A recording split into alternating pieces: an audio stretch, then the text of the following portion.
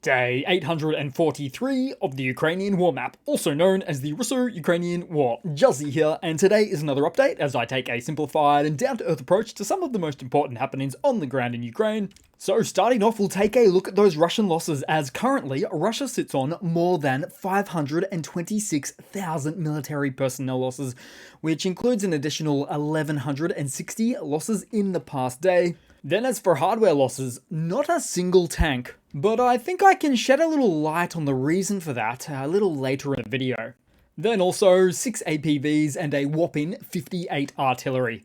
And we also now have a number of stats to show where Russia sits with its China-supplied Desert Cross golf buggies and other various four-wheeler ATVs or quads, not to mention motorcycles. So this data here represents the visually confirmed losses for each type of vulnerable platform, with the numbers generally headed in an upwards direction, as you can see there.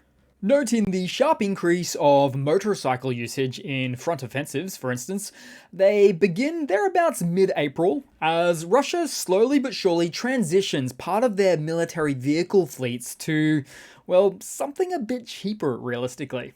Then headed across to the map, as reports have emerged of a massive fire outbreak at a gas storage facility in Saratov of Russia, creating a dramatic column of fire visible from miles round. The exact cause of the incident remains unclear, although the Saratov Oblast governor suggested that unusual heat, leading to depressurization and combustion, might have been to blame. Emergency services have shut off the pipeline and are actively addressing the situation with no casualties reported. But far from an isolated case, as this incident mirrors a previous event in February when a gas pipeline near the Perm-Krai region caught fire. Additionally, in April, footage surfaced showing a burning oil pipeline in Russia's Rostov Oblast. So occurrences like these appear to be either, first of all, something that underscores issues within Russia's energy infrastructure, or partisan activity, sabotage, or AFU drone activity. But either way, none of those choices makes for a good situation to be in.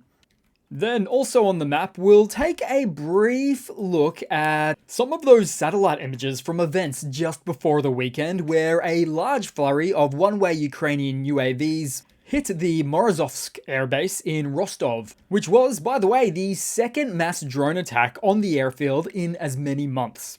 Now, at a glance, we see a number of scorch marks where jets may have been prior to the event, but interestingly, we see what appears to be two Russian Su-34 jets in a single hangar, which was more likely than not two or more drones targeting the hangar, and successfully striking through that eggshell of a hangar roof. Plus, on the balance of probabilities, sending shrapnel raining down, causing some level of damage on those two jets.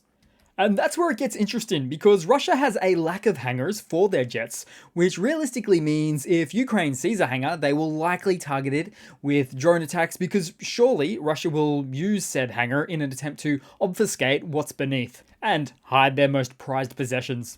It's also true that Russia has built a bunch of makeshift hangars in recent times for their jets, but I suspect they will offer equal to or even less protection than this one, with the impact of the drone not only raining down shrapnel, but damage and debris from the destroyed steel roofing as well. And more importantly, a site like this should have been much better protected. Now, Russian sources gave all sorts of conflicting reports about this event, from nothing happened to there was an attack to jets damaged with further assessment necessary, but ultimately, Ukrainian Chief of Intelligence, Bordanov, stated that Kyiv fully intends to strike the airfield again, all in an effort to decrease jet sorties into Ukraine. Then headed to the Ukrainian map today, and starting out in the Vovchansk front, as the Ukrainian Air Force dropped a quartet of the US-supplied GBU-39 SDBs at Russian positions. And these GBU-39s, the aviation-launched precision glide drop munitions that have an astounding 110 kilometers range, not to mention a warhead that's close in size to your standard HIMARS rocket, making for a really impressive addition to Ukraine's arsenal. All of which reportedly played a role in this following situation, as Russian soldiers that formerly got themselves surrounded at the aggregate plant at the front were captured, then promoted to POW status most recently, which is a good outcome for them, as they will get food, water, medical care, clean clothes, a warm bed. In fact, everything their command didn't give them, with the exception of military garbs and weapons. But neither side will give them much, if any, army training, a position that both Russia and Ukraine share some common ground on. And so these recent events come as the first shipments of artillery shells under the Czech-led artillery initiative are now starting to arrive in Ukraine and, quote, will continue to do so, as per Czech Foreign Minister Lipavsky. In fact, one such Ukrainian unit said just yesterday that the news on ammunition is getting better and better, stating that not only artillery brigades starting to receive shells, but also conventional mechanized brigades, which not long ago were less well supplied with artillery ammunition, now showing that the overall trend is improving.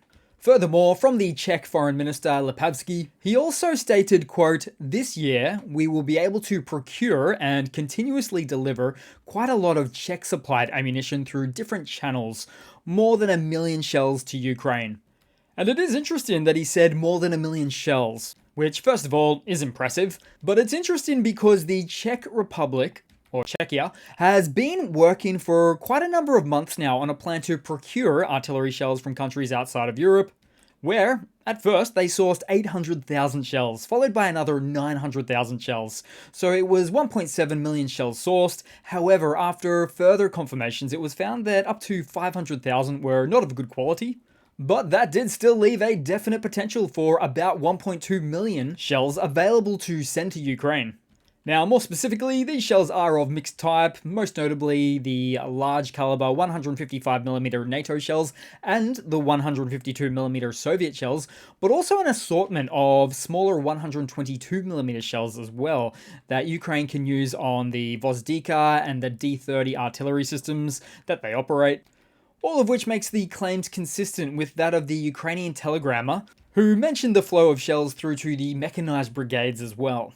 So it's all very promising news for the AFU, something they've longed for, much beyond the level of basic sustainment activity needs. Then headed down further on the map onto the Avdiivka axis, as Russian forces are fighting against Ukraine at an increased rate around Asheritino and small settlements like Sokil. In fact, we saw the example of Ukrainian FPV strikes on Russian troop accumulations behind Asheritino to the tune of over 5 kilometers behind the front lines. And although impressive, it is part of a systematic approach by the AFU to disrupt and degrade Russian logistics, accumulation points, and weaponry, before giving Russia the opportunity to use those weapons and manpower on more concerted frontline pushes. Which reminds me, we saw information released from a Russian soldier that was keeping a daily log of Ukrainian flyby drone sorties in his area, where the photo shows the date of June 13 right there, but also stating specific times of the flybys, amounting to a whopping 290 in that 24-hour period. So this log shows the unrelenting nature of Ukraine's birds in the sky, noting that also most of the drones accounted for might be somewhere in the vicinity of a dozen or so recon drones, as the log mentioned that these were specifically not attack drones which were accounted for separately. Then taking a look around the map, as somewhere in the east, a Ukrainian HIMARS-launched GIMLARS rocket slams into a Russian Tulpan 240mm self-propelled mortar, causing a catastrophic ammunition detonation in the process. Then also, we saw the case of a Russian all-land reconnaissance UAV hit unsuspectingly by a Ukrainian drone, although this particular incident occurred in the Kherson region instead. Then headed across to some news for today. So, German arms manufacturer Rheinmetall is advancing plans to develop a 35mm autocannon armed Leopard 1 tank specifically for Ukraine. This new system will integrate the Skyranger 35mm anti-aircraft turret with the Leopard 1 hull, leveraging existing military hardware to enhance Ukraine's defenses.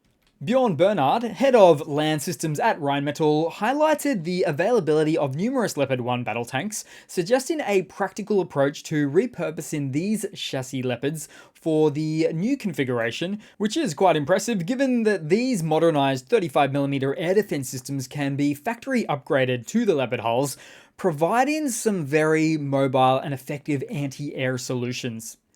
Then, speaking of factory upgrades, let's take a quick peek at another Russian hardware news update, as a new batch of Russian T-62 tanks were spotted on their way to the front. Of course, you'll easily see the factory upgrades in this case. Far from a tank shed, but rather a very modest drone cage or hut, positioned on top to keep those pesky quadcopters away. And so the backstory with these early Cold War era tanks is that Russia couldn't afford to create new tanks. It's that simple, really. So instead, they pulled out old tanks from their stockpiles and cannibalized multiple T-62s, for instance, to make for any of the ones you see here. That's generally the approach they take in the plants. Then they made sure that it drives and steers, and then popped that adorable and largely ineffective hut on top. And voila! And all done so that the tank plants could report back to the Russian Ministry of Defense and show that they were able to provide some sort of tank to the frontliners, irrespective of their vintage. And the best part for Ukraine is, well, they don't even need a tank to take these things out with. They just use the Bradley M2's concentrated 25mm Bushmaster chain gunfire on these targets for success. Because if it works on a T-90 tank, it will definitely work on a T-62. Then in some more news, Russian bots associated with a Kremlin disinformation network launched a massive recent campaign, publishing in a single day 120,000 fake anti-Ukraine quotes on social media, falsely attributed to celebrities like Jennifer Aniston and Scarlett Johansson, amassing over 500,000 views between June 14th and June 15th. These fabricated quotes superimposed over celebrity photos called for an end to aid for Ukraine and depicted a narrative of a European collapse. The report showed that the disinformation effort was coordinated by the Kremlin-affiliated network, Dvoynik, as detailed by representatives from the Bot Blocker project. Initially, Dvoynik published 50 fake quotes and images on the social media platform X, subsequently retweeting them over 120,000 times to amplify their reach. BotBlocker also noted that this was a typical attack for such disinformation campaigns, having tracked 6 similar operations in the past 6 months. The posts were disseminated in multiple languages including French, English, German, and Polish, targeting a broad international audience. So these are clearly desperate and obvious external propaganda attacks directed by the Kremlin in order to sway international opinion out of favor for Ukraine. Then to some more news. The first plenary session of Ukraine's peace summit in Switzerland has commenced, marking a historic moment as representatives from over 100 countries, along with various international organizations, that gathered to discuss ending the war in Ukraine. This unprecedented assembly underscores the global effort to address the ongoing conflict and seek a pathway to peace in Europe's east. Ukraine's President Volodymyr Zelensky and Swiss President Viola Amherd inaugurated the summit, emphasizing the importance of collective international effort. Zelensky highlighted the diverse representation at the summit, which includes countries and organizations from every continent and a multitude of political spectrums too. The summit aims to develop a new joint peace plan, building on Zelensky's 10-point peace plan formula. A plan, of course, which includes Russia's full withdrawal from Ukraine and the prosecution of war crimes. The summit is also open to input from participating nations and seeks to inspire a broader process towards peace, acknowledging that Russia's involvement will eventually be necessary for a lasting resolution. Now, of course, Russia wasn't there, not even a foreign minister. But having said that, during World War II, there were significant conferences among the Allied powers that Adolf Hitler never attended either. But it still didn't hinder Allied success. Then headed across to a quick funny to round it all off for today, guys. So a bit strange, but a strange funny. So here we go. As Russian propaganda TV host Sergei Martin claimed, quote, "Russia is a military empire. It always expands and subjugates her neighbors," adding also that China should be subjugated like other neighbors. Although the real kicker here is that he didn't think China was listening. Oh, but they did. Hence all of the Chinese translations on the screen due to it being republished in China for local audience to see what some of those within Russian society think of them. So not a good look for Russia to have one of their only potential economic lifelines be spoken about in such a manner. Now, generally speaking, Putin is pulling the strings in the background, giving talking points to all of the media personalities, but this guy, Sergey, clearly went off script. So that's it for today, guys. Thanks again for watching. Please continue to like and comment, subscribe if not already. I do appreciate it all, like I always do say there. And yeah, I hope to see all of you guys there in the next one. Cheers.